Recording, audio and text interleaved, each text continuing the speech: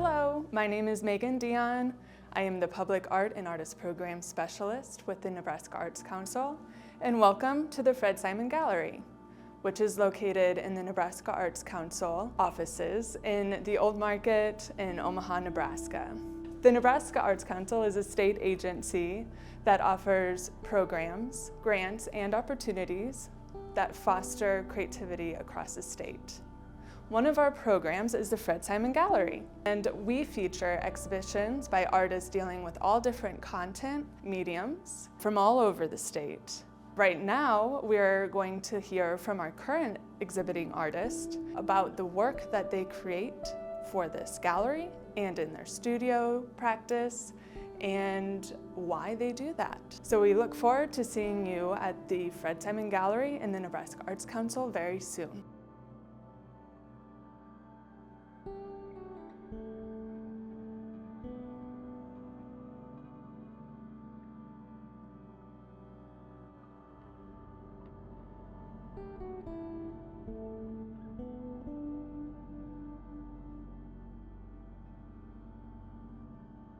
Hi, my name is Travis Apel, and I'm an Omaha artist. I've been working here.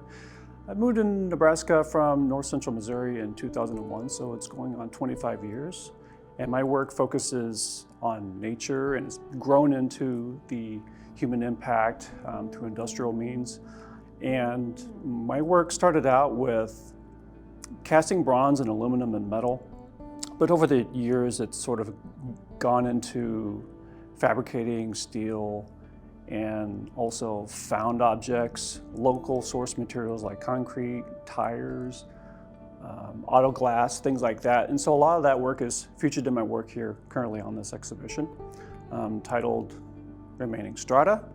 And the work is basically talking about the strata being everything that comes from the earth, comes from the ground, and basically the remaining bits of the materials that I use. That's been kind of a frustrating part of my practice that I've collected so much. I would say it's remnants, they're just debris. And over the years, I've discovered that they're just getting piled up, and I sort of sort them out, and they basically were speaking to me about how they can come together into a new form. And so that's what this exhibition is about.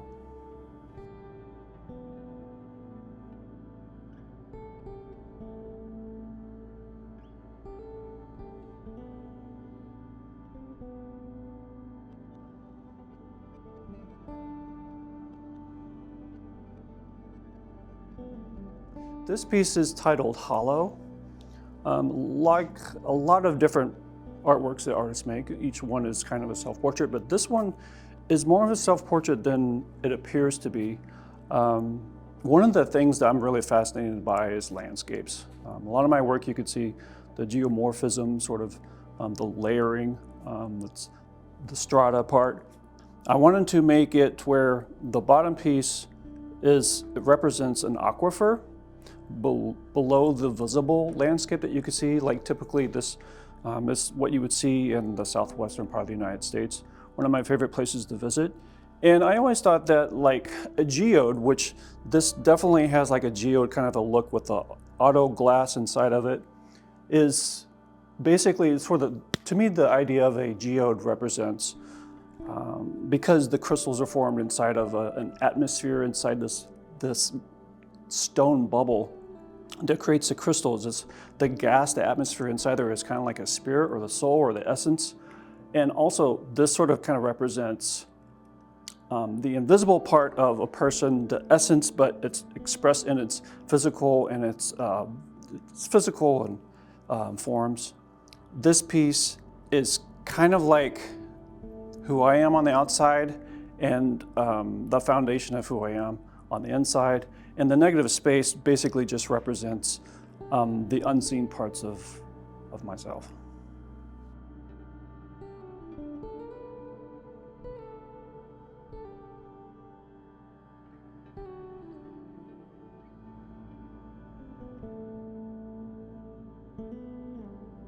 This piece is titled Frank, kind of as in Frankenstein, because it's made of so many different pieces of stuff that I've had in the studio. Mainly The body is cast aluminum, and that was supposed to be part of a sculpture that ended up failing because before I took the waxes to the foundry, they warped just enough so whenever they were cast in the metal, they were cast in the position that they were received. And whenever I brought them home to weld them together, it just was not going to work. There was no chance that it was going to work out. So I was stuck with these several castings of a failed sculpture that was really kind of hard to deal with because I, invested time and money into getting the cast. But over the past 10 years, they just sat around the studio, just nagging me to do something with it. But then when I was thinking about the theme about the show, I thought, okay, well, I could use these castings as the framework or basically the body of some other object. The more I looked at it, I thought it looked like it could be the torso of an animal. And so what I took some of the other wooden pieces that were just laying around, like this came from my in-laws. This was a part of the banister between the kitchen and dining room that my father-in-law gave me. And I thought, well, I could use that. And then I basically fit it to the aluminum casting and it became a leg. And okay, well, this has definitely got to be some type of a character, some kind of a creature. So I started putting together all these other wooden pieces together, screwed them together, and I had to do a lot of custom wood putting together in order to make this actually work out. And a lot of the materials don't necessarily, they don't really have any relationship to one another, but that's part of what I wanted. I wanted this to represent something that is very poly material, something that represents kind of like who we are as people, different perspectives and different convergencies. This piece is also related to another piece in the show called Stool, or Stoolie rather, and it also is made up of an aluminum casting that has the same issue.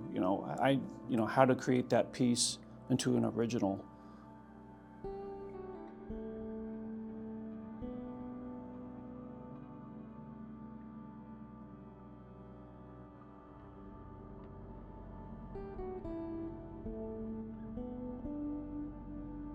This piece is titled Reincarnate, and another thing I wanted to feature in the show were contrasts.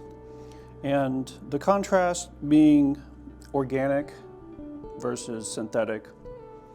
And I think it comes clear in the amount of things that are raw versus things that are processed.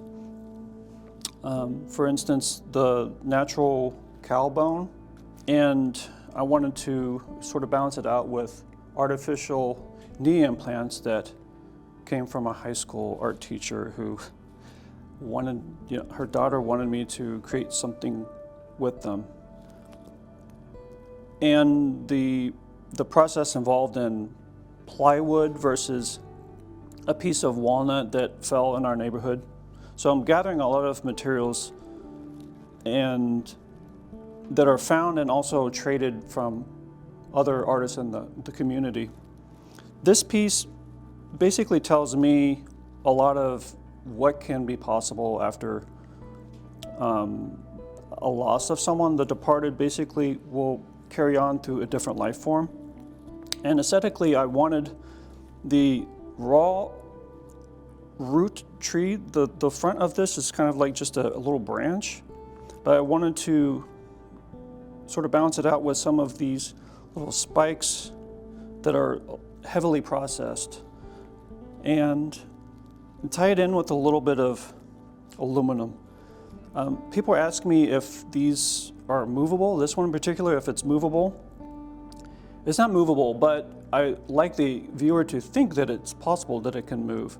This piece was also inspired by the Alebrije, the idea that it's a dream and it becomes in the mind's eye that it can travel beyond just sort of an imagination.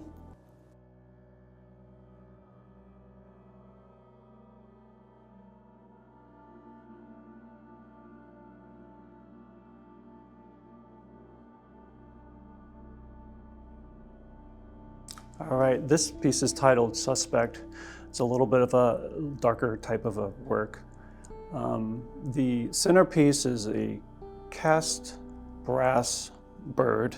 The idea of a bird being free, it represents, freedom to me. And I wanted to convey the idea that an individual being sort of confined with this aggressive outer shell that is imposed from more powerful forces than our own. And the piece is mostly, other than the brass casting, it's just nails and plaster and lots of pieces of wood and plywood that I had littered in my studio. This is definitely one of the more popular pieces, and it's also my favorite. So the main reason why is a commentary on the state of how I feel that our First Amendment rights, free speech, are being sort of squashed and under really aggressive tendencies. So this is the piece that I made in response to that.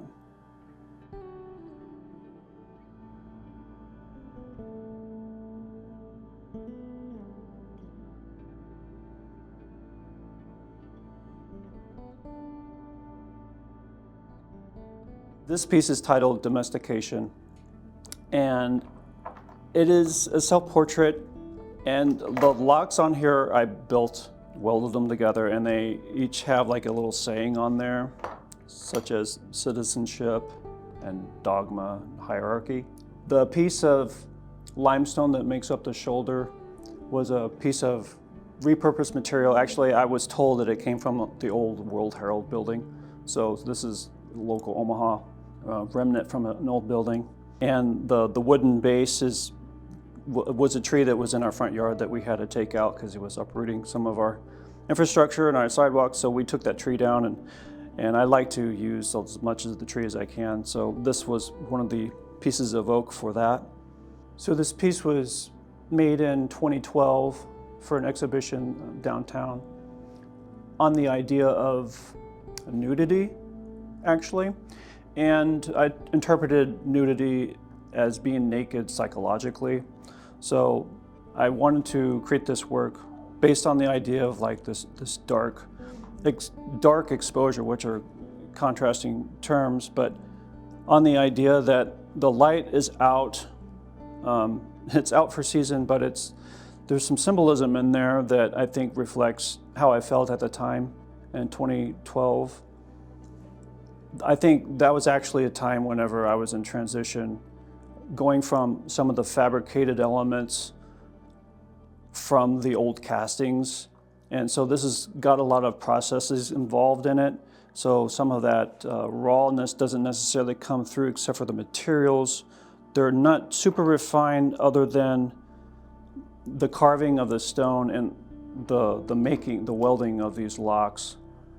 The work that I'm doing now has a little bit of combination of the heavily processed and just letting the materials be as they are.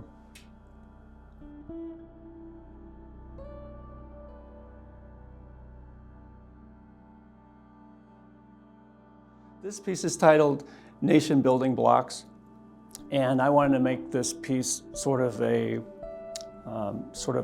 commentary about the nature of the military industrial complex and how it has been a part of nation building and destruction and trying to impose democracy on other lands.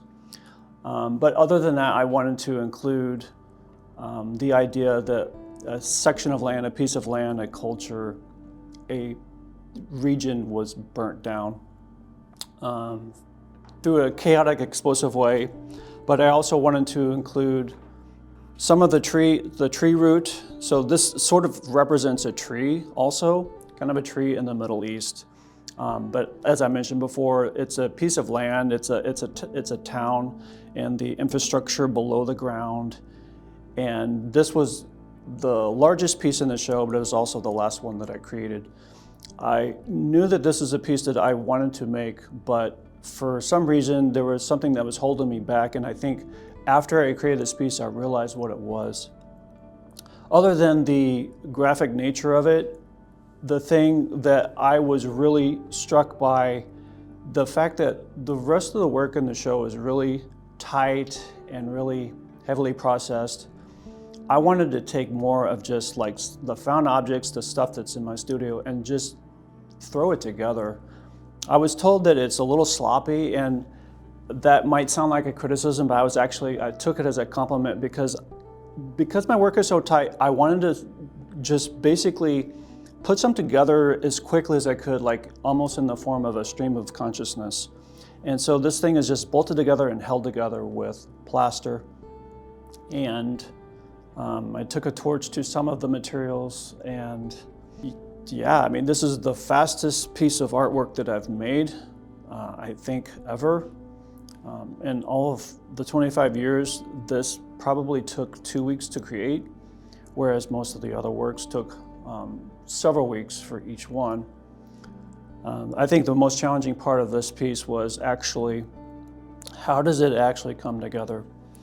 Whenever we're talking about like this piping and the root that came out of my backyard and some of the plywood and stuff, I basically wanted to make sure that I preserved the tree root, but I also did a little carving on here just to give it a little bit of visual texture. But it's mounted with a piece of plywood, and I had to make all these little these joints and screw it together.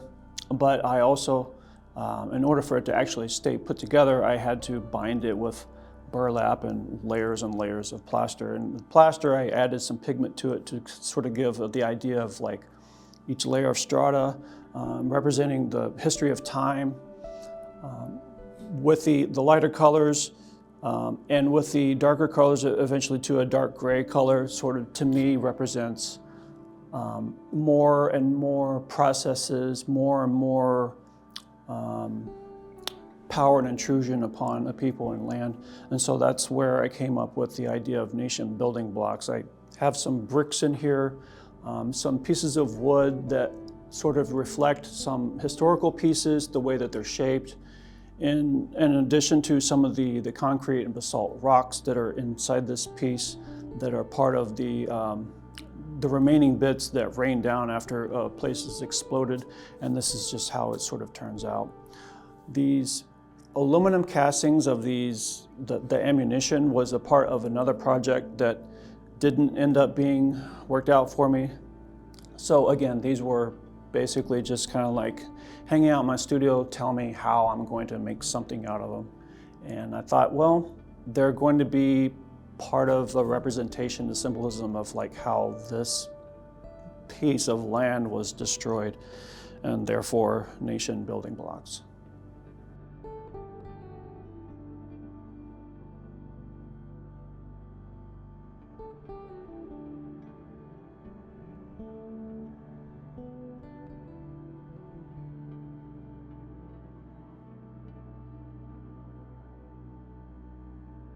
So I just want to thank the Nebraska Arts Council for this opportunity to share my work, Remaining Strata, here in the Fred Simon Gallery. My name is Travis Apel. You can see my work on travisapel.com, and I'm on Instagram. It's TravisApel. Thank you.